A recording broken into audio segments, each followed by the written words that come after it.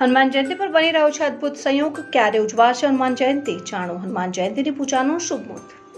રામ ભક્ત હનુમાન પોતાના ભક્તોના દુઃખ પીડા અને ભયને હરી લે છે, તેથી જ હનુમાનજીને સંકટ મોચન કહેવાય છે। હનુમાનજીનો જન્મ ચૈત્ર મહિનાના શુક્લ પક્ષની પૂનમની તિથિએ થયો હતો। આ દિવસે દર વર્ષે હનુમાન જયંતિ ઉજવાય છે। આ વર્ષે હનુમાન જયંતિ પણ અદ્ભુત સંયોગ બની રહ્યો છે।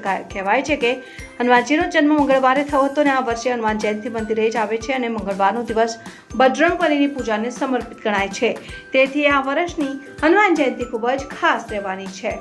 પૌરાણિક કથા અનુસાર હનુમાનજી ભગવાન શિવનો અવતાર છે। ત્રેતાયુગમાં ભગવાન શ્રીરામની મદદ કરવા માટે તેમણે ધરતી ઉપર અવતાર લીધો। વૈદિક પંચાંગ અનુસાર આ વર્ષે ચૈત્ર માસની પૂર્ણિમા 23 એપ્રિલ અને મંગળવારે આવી રહી છે, તેથી આ દિવસે હનુમાન જયંતિ ઉજવાશે।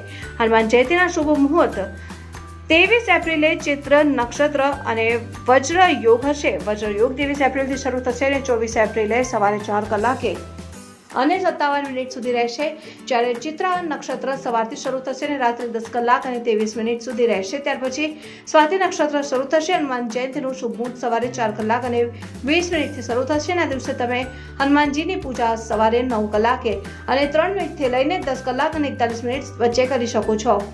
હનુમાનજીને પ્રસન્ન કરવાના ઉપાય। હનુમાન જયંતિના દિવસે કેટલાક ઉપાય કરીને તમે હનુમાનજીને પ્રસન્ન કરી શકો છો। આ દિવસે હનુમાનજીની પૂજા કરવાની સાથે ભગવાન શ્રી રામની આરાધના પણ કરવી જોઈએ, તેનાથી હનુમાનજી પ્રસન્ન થાય છે।